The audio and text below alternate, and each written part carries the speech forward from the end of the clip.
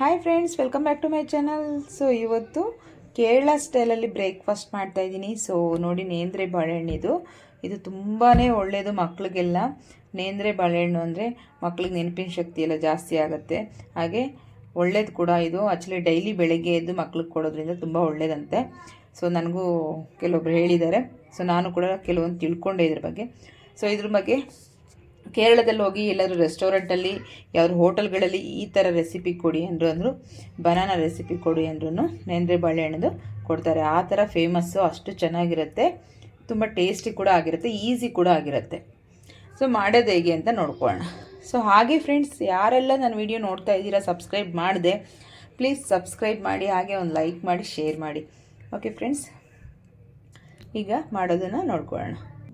ಈಗ ನೀಟಾಗಿ ತೆಕ್ಕೊಂಬಿಡೋಣ.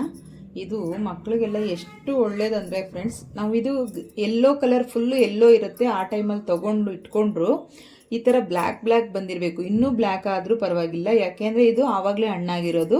ಇದು ಸಿಪ್ಪೆ ಎಲ್ಲ ಎಲ್ಲೋ ಕಲರ್ ಇದ್ದಾಗ ಒಳಗಡೆ ತುಂಬ ಗಟ್ಟಿ ಇರುತ್ತೆ, ಅಷ್ಟು ಹಣ್ಣಾಗಿರಲ್ಲ. ಫುಲ್ಲು ಎಲ್ಲೋ ಇದ್ದಾಗ ಇದು ಇನ್ನೂ ಬ್ಲ್ಯಾಕ್ ಕಲರ್ ಬರಬೇಕು, ಆವಾಗಲೇ ಇದು ನೀಟಾಗಿ ಪರ್ಫೆಕ್ಟಾಗಿ ಹಣ್ಣಾಗಿರುತ್ತೆ. ಇದನ್ನು ಹಾಗೆ ಕೂಡ ಬೇಯಿಸಿಬಿಟ್ಟು ಅವರು ಹಾಗೆ ತಿಂತಾರೆ, ನೀರಲ್ಲಿ ಬೇಯಿಸಿಬಿಟ್ಟು. ಸೊ ನಾವು ಇಲ್ಲಿ ಬ್ಯಾಂಗ್ಳೂರಲ್ಲಾಗಲಿ ಅಥವಾ ನಮ್ಮ ಕರ್ನಾಟಕದಲ್ಲೇ ಅಂದರೆ ಕರಾವಳಿ ಪ್ರದೇಶದಲ್ಲಿ ಗೊತ್ತು ಇದ್ರ ಬಗ್ಗೆ. ಸೊ ನಮ್ಮ ಬ್ಯಾಂಗ್ಳೂರಲ್ಲಿ ನಮ್ಮ ಸೈಡು, ನಮ್ಮ ತವ್ರ ಮನೆ ಶಿವಮೊಗ್ಗ ಸೈಡು, ಸೊ ಇದೆಲ್ಲ ನಮ್ಗೆ ಅಷ್ಟು ಗೊತ್ತಿಲ್ಲ. ಸೊ ತುಂಬ ಜನ ಇದ್ರ ಬಗ್ಗೆ ತಿಳ್ಕೊಳ್ಳಿ, ತುಂಬ ಒಳ್ಳೆಯದು ಇದು. ಮಕ್ಕಳಿಗೆ ಆಗಲಿ ನಮಗೆ ಆಗಲಿ ತುಂಬ ಒಳ್ಳೆಯದು. ಇವನ್ ಬೆಳಗ್ಗೆ ಟೈಮು ನೋಡಿ ಈ ಥರ ಕಟ್ ಮಾಡಿಬಿಟ್ಟು ಮಕ್ಕಳಿಗೆ ಇದರಲ್ಲಿ ಹನಿ ಹಾಕ್ಕೊಡೋದ್ರಿಂದನೂ ತುಂಬ ಒಳ್ಳೆಯದಂತೆ. ಹಾಗೆ ಪ್ರೆಗ್ನೆನ್ಸಿಯಲ್ಲಿದ್ದಾಗಲೂ ತಿಂತಾರೆ ಇದನ್ನು. ತುಂಬ ವಿವಿಧವಾಗಿ ಇದರಲ್ಲಿ ರೆಸಿಪಿಗಳು ಮಾಡಿಕೊಂಡು ತಿಂತಾರೆ. ಸೊ ಈ ರೀತಿ ನೀವು ಕೂಡ ಟ್ರೈ ಮಾಡಿ, ತುಂಬ ಹೆಲ್ತ್ಫುಲ್ಲಾಗಿರುತ್ತೆ. ಅಂದರೆ ನಿಮ್ಮ ಮನೆಯಲ್ಲಿ ಕೂಡ ಮಕ್ಕಳು ಎಲ್ಲ ಇರ್ತಾರಲ್ಲ, ತುಂಬ ಎಲ್ಲರಿಗೂ ಯೂಸ್ ಆಗಲಿ, ದೊಡ್ಡವ್ರಿಗೂ ಚಿಕ್ಕವ್ರಿಗೆಲ್ಲ. ಹಾಗೆ ಈಸಿ ಕೂಡ ಆಗಿರುತ್ತೆ. ಈವನ್ ನಾವು ಇದನ್ನು ಬೇಯಿಸ್ಬಿಟ್ಟು ನೀರಲ್ಲಿ ಈ ಪುಟ್ಟು ಅದೆಲ್ಲ ಮಾಡ್ತಾರಲ್ಲ, ಅದನ್ನು ಮಾಡಿಕೊಂಡು ಅದರಲ್ಲಿ ಹಾಕ್ಕೊಂಡು ತಿಂತಾರೆ, ತುಂಬ ಚೆನ್ನಾಗಿರುತ್ತೆ. ನಾನು ಕೂಡ ತಿಂದಿದ್ದೀನಿ ಅದನ್ನು ಆ್ಯಕ್ಚುಲಿ. ಸೊ ಇದನ್ನು ಕೂಡ, ಈ ರೆಸಿಪಿ ಕೂಡ ನಾನು ತಿಂದ್ಬಿಟ್ಟೆ ನಿಮಗೆ ಮಾಡಿ ತೋರಿಸ್ತಾ ಇರೋದು. ಸೊ ಎಲ್ಲ ಈ ರೀತಿ ಕಟ್ ಮಾಡಿ ಇಟ್ಕೊಂಡಿದ್ದೀನಿ. ಹಾಗೆ ನೋಡಿ, ನಾನಿಲ್ಲಿ 2 ಉಂಡೆಯಷ್ಟು ಬೆಲ್ಲ ತೊಗೊಂಡಿದ್ದೀನಿ, ಅದು ಸ್ವಲ್ಪ ಪುಡಿ ಮಾಡಿದ್ದೀನಿ ಅಷ್ಟೇ, ಒಂದು 2 ಪೀಸ್ ಮಾಡಿದ್ದೀನಿ. ಇದಕ್ಕೆ ಇವಾಗ 1 ಕಪ್ಪಷ್ಟು ನೀರನ್ನು ಸೇರಿಸ್ಕೊಳ್ಳೋಣ. ಸ್ವಲ್ಪ ಕರಗೋದಕ್ಕೆ ಮಾತ್ರ, ಇದು ನಮಗೆ ಕರಗಿಬಿಟ್ಟು ಇದನ್ನು ಸೋಸ್ಕೋಬೇಕು. ಇದಕ್ಕೆ ಇನ್ನೊಂದು ಸ್ವಲ್ಪ ನೀರನ್ನು ಸೇರಿಸ್ಕೊಂಡು ನಾವು ಇದನ್ನು ಕುದಿಸ್ಕೊಳ್ಳೋಣ. ಈಗ ನಾನು ಸ್ಟವ್ ಆನ್ ಮಾಡಿಕೊಂಡು ಒಂದು ಪ್ಯಾನ್ ಇಟ್ಕೊಂಡಿದ್ದೀನಿ, ಸ್ವಲ್ಪ ಬಿಸಿ ಆಗಲಿ. ಈಗ ಬಿಸಿ ಆಗಿದೆ, ಇದಕ್ಕೆ ನಾನು ಒಂದು 2-3 ಟೇಬಲ್ ಸ್ಪೂನಷ್ಟು ತುಪ್ಪ ಸೇರಿಸ್ತಾ ಇದ್ದೀನಿ. ತುಪ್ಪ ಕೊಡೋದ್ರಿಂದನೂ ಮಕ್ಕಳಿಗೆ ಡೈಜೆಷನ್ ಎಲ್ಲ ಮಾರ್ನಿಂಗ್ ಟೈಮ್ ನೀಟಾಗಿ ಆಗುತ್ತೆ. ಸೊ ಹಾಗೆ ಹೆಲ್ತಿಗೆ ಕೂಡ ತುಂಬ ಒಳ್ಳೆಯದು, ಬೌನ್ಸ್ಗೆಲ್ಲ. ಸೊ ಡೈಲಿ ಊಟದಲ್ಲಿ ತುಪ್ಪ ಸೇರಿಸಿ ಕೊಡಿ, ತುಂಬ ಒಳ್ಳೆಯದು. ಹಾಗೆ ನಾವು ತುಪ್ಪ ತಿಂದರೆ ದಪ್ಪ ಆಗಿಬಿಡ್ತೀವಿ ಅನ್ನೋದಿದ್ರೆ ತುಂಬ ಜನಕ್ಕೆ ಆ ಥರ ಒಂದು ಮೈಂಡ್ ಸೆಟ್ ಇರುತ್ತೆ. ಅದೇನಿಲ್ಲ ಫ್ರೆಂಡ್ಸ್, ಆದರೆ ಲಿಮಿಟ್ ಆಗಿರಬೇಕು. ಯಾವುದನ್ನೇ ಆಗಲಿ ಅತಿಯಾಗಿ ಯಾವುದನ್ನೇ ಸೇರಿಸಿದ್ರು ಅದು ಅಮೃತ ಕೂಡ ವಿಷ ಆಗುತ್ತೆ ಅಂತ ಹೇಳ್ತಾರಲ್ಲ, ಹಾಗೆ. ಸೊ ಲಿಮಿಟಾಗಿ ನೀವು ಡೈಲಿ ಊಟಕ್ಕೆ 1 ಸ್ಪೂನ್ ಸೇರಿಸೋದ್ರಿಂದ ಏನೂ ತೊಂದರೆ ಆಗಲ್ಲ, ಡೈಜೆಷನ್ ಆಗುತ್ತೆ, ಹಾಗೆ ಬೌನ್ಸ್ ಎಲ್ಲ ನೀಟಾಗಿ ಗಟ್ಟಿ ಆಗುತ್ತೆ, ತುಂಬ ಒಳ್ಳೆಯದು ಕೂಡ ಆರೋಗ್ಯಕ್ಕೆ. ಇವಾಗ ತುಪ್ಪ ಬಿಸಿಯಾಗಿದೆ, ಇದಕ್ಕೆ ಸೇರಿಸ್ಕೊಂಬಿಡೋಣ. ಇದನ್ನು ಈಗ ನೀಟಾಗಿ ಮಿಕ್ಸ್ ಮಾಡ್ಕೊಂಬಿಡೋಣ. ನೋಡಿ, ಅದು ನೇಂದ್ರೆ ಬಾಳೆಹಣ್ಣು ನಾವು ಈ ಥರ ತುಪ್ಪದಲ್ಲಿ ಹಾಕಿದ ತಕ್ಷಣ ಯೆಲ್ಲೋ ಕಲರ್ ಬಂದುಬಿಡುತ್ತೆ ನೋಡಿ, ಇಷ್ಟು ನೀಟಾಗಿ ಅದು ಬಣ್ಣ ಬದಲಾಯಿತು. ಸೊ ನಾವು ಈ ಥರ ಮಾಡಿಕೊಂಡು ತಿನ್ನೋದ್ರಿಂದ ತುಂಬ ಚೆನ್ನಾಗಿರುತ್ತೆ. ಬ್ರೇಕ್ಫಾಸ್ಟ್ ಟೈಮಲ್ಲಿ ಈ ಥರ ಮಾಡ್ಕೊಂಡು ತಿಂತಾರೆ. ಸೊ ನೀವು ಕೂಡ ನಿಮ್ಮ ಮನೆಗಳಲ್ಲೂ ಈ ಥರ ಕೆಲವೊಂದು ಟೈಮಲ್ಲಿ ಮಾಡ್ಕೊಂಡು ತಿನ್ನಿ, ತುಂಬ ಚೆನ್ನಾಗಿರುತ್ತೆ. ನಿಧಾನಕ್ಕೆ ಎಲ್ಲದನ್ನು ಇದೇ ರೀತಿ ತಿರುಗಿಸಿ ಹಾಕಿ ಫ್ರೈ ಮಾಡ್ಕೋಬೇಕು. ನೋಡಿ, ಎಲ್ಲ ಒಂದೊಂದು ಸೈಡಲ್ಲಿ ನೀಟಾಗಿ ಫ್ರೈ ಆಗಿದೆ, ಇನ್ನೊಂದು ಸೈಡಲ್ಲಿ ಫ್ರೈ ಮಾಡ್ಕೋಬೇಕು ಸ್ವಲ್ಪ ಮಟ್ಟಿಗೆ.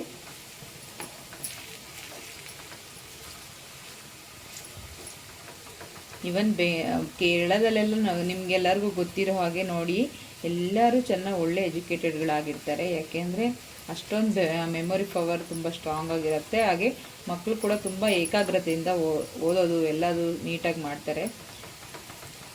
ಸೊ ಆ ಸೈಡೆಲ್ಲ ತುಂಬ ಜಾಸ್ತಿ ಇದನ್ನೇ ಬೆಳೀತಾರೆ. ನೇಂದ್ರೆ ಬಾಳೆಹಣ್ಣಲ್ಲೇ 2-3 ಥರ ಇರುತ್ತೆ. ಆಮೇಲೆ ಇನ್ನೊಂದು ರೆಡ್ ಕಲರ್ ಸಿಗುತ್ತೆ ನೋಡಿ, ಅದು ಇರುತ್ತೆ. ಏಲಕ್ಕಿ, ಪಚ್ಚಬಾಳೆ, ಈ ಥರ ಎಲ್ಲ. ಬನಾನಾ ಅಂತೂ ತುಂಬಾ ವೆರೈಟಿಯಲ್ಲಿ ಕೇರಳದಲ್ಲಿ ಬೆಳೀತಾರೆ, ತುಂಬ ಚೆನ್ನಾಗಿರುತ್ತೆ. ಹಾಗೆ ಮಕ್ಕಳಿಗೆ ತೆಂಗಿನಕಾಯಿ ಹಾಲು ಹಾಕಿ ಜಾಸ್ತಿ ಫುಡ್ಗಳು ಮಾಡಿಕೊಡೋದ್ರಿಂದ, ತೆಂಗಿನಕಾಯಿ ಜಾಸ್ತಿ ಯೂಸ್ ಮಾಡಿ ನಾವು ಕುಕ್ಕಿಂಗ್ ಮಾಡೋದ್ರಿಂದ ಅದು ಕೂಡ ತುಂಬ ಮಕ್ಕಳಿಗೆ ಒಳ್ಳೆಯದು. ತೆಂಗಿನಕಾಯಿ ಹಾಲು ಸೇರಿಸಿ ಯಾವ್ದಾದ್ರು ಗ್ರೇವಿಗಳು, ಇಲ್ಲ ತೆಂಗಿನಕಾಯಿ ಹಾಲಲ್ಲಿ ತೆಂಗಿನಕಾಯಿ ಸೇರಿಸಿ ಪುಟ್ಟು ಇವೆಲ್ಲ ಮಾಡ್ತಾರೆ. ತುಂಬ ವೆರೈಟೀಸ್ ಅಂದರೆ ತೆಂಗಿನಕಾಯಿಗಳಲ್ಲೇ ಮಾಡೋದು ಅವ್ರುಗಳೆಲ್ಲ. ಅಷ್ಟು ಚೆನ್ನಾಗಿರುತ್ತೆ ಅಡುಗೆಗಳು ಕೂಡ. ಸೊ ನಾವೆಲ್ಲ ಅಷ್ಟೊಂದು ತೆಂಗಿನಕಾಯಿ ಎಲ್ಲ ಯೂಸ್ ಮಾಡಲ್ಲ, ಕೆಲವ್ರದಕ್ಕೆ ಮಾತ್ರ ಮಾಡ್ತೀವಿ. ಸೊ ಇನ್ನು ಅಷ್ಟೊಂದಕ್ಕೆಲ್ಲ ಮಾಡಲ್ಲ ನಾವು ಕೂಡ. ಸೊ ಮನೇಲಿ ನಾವಂತೂ ಸಾಂಬಾರುಗಳಿಗೆ ಇದಕ್ಕೆ ಪಲ್ಯಕ್ಕೆ ಈ ಥರ ಬಳಸ್ತೀವಿ. ಅವ್ರಿಗೆಲ್ಲ ತೆಂಗಿನಕಾಯಿ ಇಲ್ಲದೆ ಆ ದಿನವೇ ಕಳೆಯಲ್ಲ, ಆ ಥರ ಇರುತ್ತೆ. ಸೊ ತೆಂಗಿನಕಾಯಿ ಈ ಥರ ಬನಾನಾ ಎಲ್ಲ ಜಾಸ್ತಿ ಕೊಡಿ, ತುಂಬ ಒಳ್ಳೆಯದು. ಇವನ್ ನಾನು ತುಂಬ ಕೆಲವೊಂದು ವೀಡಿಯೋಗಳಲ್ಲೂ ನೋಡಿದ್ದೆ ತೆಂಗಿನಕಾಯಿ ಬಗ್ಗೆ ಎಲ್ಲ. ತೆಂಗಿನಕಾಯಿಯಲ್ಲಿ ಹಾಲು ಅದೆಲ್ಲ ಮಾಡಿ ತಿನ್ನೋದ್ರಿಂದ ಎಷ್ಟು ಯೂಸ್ ಆಗುತ್ತೆ ಅಂತ ಎಲ್ಲನೂ ಹೇಳಿದ್ದೀನಿ ನಾನು ಕೂಡ. ಇವಾಗ ಇದಾಗಿದೆ, ಆಫ್ ಮಾಡ್ಕೊಂಬಿಡೋಣ. ಈಗ ಒಂದು ಕಡಾಯಿ ಇಟ್ಕೊಳ್ಳೋಣ. ಈಗ ಕಡಾಯಿ ಇಟ್ಕೊಂಡಿದ್ದೀನಿ, ಇದಕ್ಕೆ ನಾವು ಬೆಲ್ಲ ಸೋಸ್ಕೊಂಬಿಡೋಣ. ಬೆಲ್ಲ ಸೋಸ್ಕೊಂಬಿಟ್ಟು ಅದರಲ್ಲಿ ಕುದಿಸೋಣ. ಈ ರೀತಿ ಸೋಸರಿಂದ ಸೋಸ್ಕೊಂಡ್ರೆ ಅದರಲ್ಲಿ ಏನಾದರೂ ಗಲೀಜಿದ್ರೆ ನೀಟಾಗಿ ಬಂದುಬಿಡುತ್ತೆ. ನೋಡಿ, ಈ ಥರ ಏನಾದರೂ ಚಿಕ್ಕ ಕಸ ಇದ್ದರೆ ಅದು ಬಂದುಬಿಡುತ್ತೆ. ಸೊ ಈಗ ಇದಕ್ಕೆ ನಾವು ತೆಂಗಿನಕಾಯಿ ಸೇರಿಸ್ಕೊಂಬಿಡೋಣ. ಇದು ತೆಂಗಿನಕಾಯಿ ತುರಿ ನೋಡಿ, ಇದು ತೆಂಗಿನಕಾಯಿ ತುರಿ ಮಾತ್ರ ಇಟ್ಕೊಂಡಿದ್ದೀನಿ. ಒಣಕೊಬ್ಬರಿ ಆದರೂ ಪರವಾಗಿಲ್ಲ, ಇದು ಒಣಕೊಬ್ಬರಿನೇ ಆ್ಯಕ್ಚುಲಿ. ಸೊ ನೀವು ಒಣಕೊಬ್ಬರಿ ಇದ್ದರೆ ಒಣಕೊಬ್ಬರಿನ ಸೇರಿಸ್ಕೊಳ್ಳಿ. ಕುದೀತಾ ಇರಲಿ ಇದು.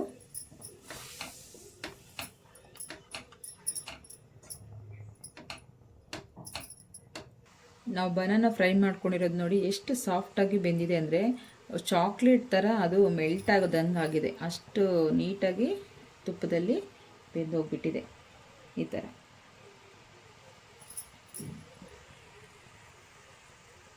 ಈಗ ಇದಕ್ಕೆ ನಾವು ಬೇಯಿಸಿ ಇಟ್ಕೊಂಡಿರೋ ಬನಾನಾ ಕೂಡ ಸೇರಿಸ್ಕೊಂಬಿಡೋಣ. ಇದು ಬೇಯ್ತಾ ಇರಲಿ, ಸ್ವಲ್ಪ ಬಾಯ್ಲ್ ಆಗಲಿ ಇದು ಸ್ವಲ್ಪ.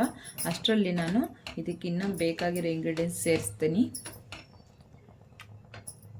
ಇಲ್ಲಿ ನಾನು ಅದೇ ಪ್ಯಾನ್ ಇಟ್ಕೊಂಡಿದ್ದೀನಿ. ಈಗ ನಾವು ಇದನ್ನು ಸ್ವಲ್ಪ ತುಪ್ಪನ ಸೇರಿಸ್ಕೊಳ್ಳೋಣ.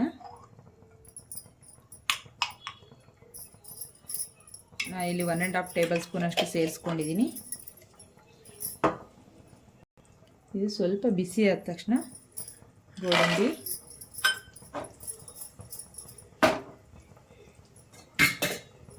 ಸ್ವಲ್ಪ ಫ್ರೈ ಆಗಲಿ. ಈಗ ಸ್ವಲ್ಪ ದ್ರಾಕ್ಷಿ ಕೂಡ ಸೇರಿಸ್ತೀನಿ. ಇದು ಸ್ವಲ್ಪ ಫ್ರೈ ಆದ ತಕ್ಷಣ ಹಾಗೆ ನೋಡಿ, ಇದು ಕಪ್ಪು ಎಳ್ಳು ಗೊತ್ತಲ್ಲ, ಈ ಥರದ್ದು. ಸೊ ಇದನ್ನು ಕೂಡ ನಾನೊಂದು 2 ಟೇಬಲ್ ಸ್ಪೂನ್ ಸೇರಿಸ್ಕೊಂಡಿದ್ದೀನಿ. ಸ್ವಲ್ಪ ಫ್ರೈ ಆಗಲಿ ಅಷ್ಟೇ. ಅದು ನಾವು ಫ್ರೈ ಮಾಡಿ ಇಟ್ಕೊಂಡಿರೋದನ್ನು ಕೂಡ ಸೇರಿಸ್ಕೊಳ್ಳೋಣ.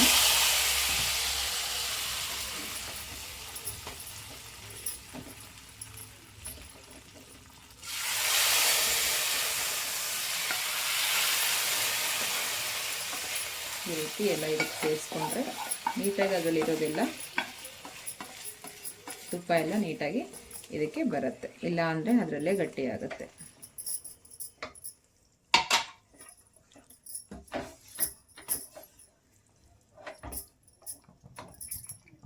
ಹಾಗೆ ಇದಕ್ಕೆ ಸ್ವಲ್ಪ ಏಲಕ್ಕಿ ಪೌಡರು 1 ಟೀ ಸ್ಪೂನ್ ಅಷ್ಟಿದೆ.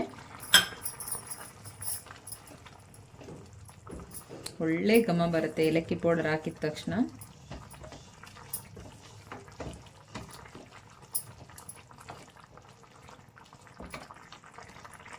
ಈಗ ಸ್ವಲ್ಪ ತೆಂಗಿನಕಾಯಿನ ರುಬ್ಬಿಟ್ಕೊಂಡಿದ್ದೀನಿ ನಾನು. ತೆಂಗಿನಕಾಯಿ ಹಾಲಿದು ಇದನ್ನು ಕೂಡ ಸೇರಿಸ್ಕೋಬೇಕು.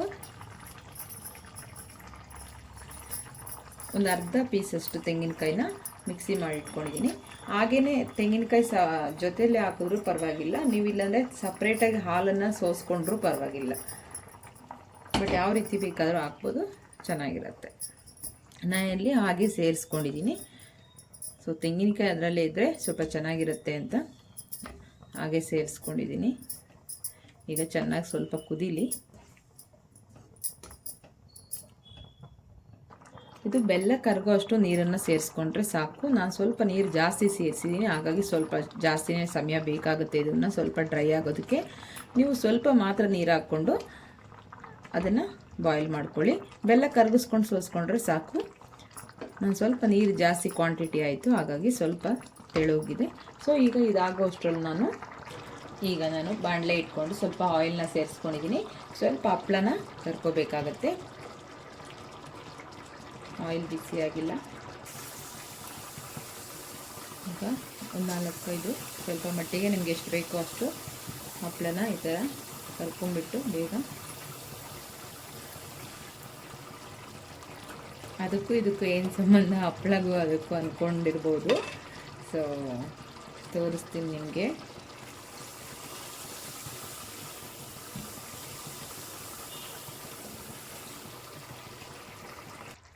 ಈಗ ಇದು ರೆಡಿಯಾಗಿದೆ. ಸೊ ಈಗ ಸರ್ವ್ ಮಾಡಿ ನೋಡಿ, ರೆಡಿಯಾಗಿದೆ. ಇದನ್ನು ನಾವು ಹಪ್ಪಳನ ಪೀಸ್ ಮಾಡಿಕೊಂಡು ಇದ್ರ ಮೇಲೆ ಹಾಕ್ಕೊಂಡು ತಿನ್ನಬೇಕು. ಸೊ ಆವಾಗಲೇ ಟೇಸ್ಟ್ ಅದಕ್ಕೆ.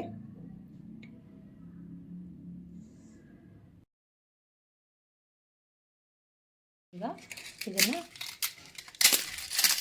ಈ ರೀತಿ ಮಾಡಿಕೊಂಡು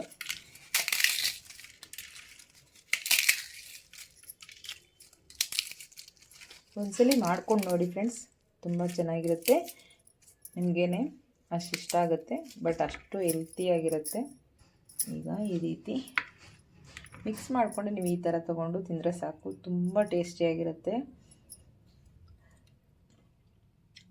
ಅಪ್ಪ ಅಮೃತ. ಈ ರೀತಿ ಮಾಡಿಕೊಂಡ್ರೆ ಕಳೆದೋಗ್ಬಿಡ್ತೀರಾ. ನೀವೊಮ್ಮೆ ಮಾಡ್ಕೊಂಡು ನೋಡಿ.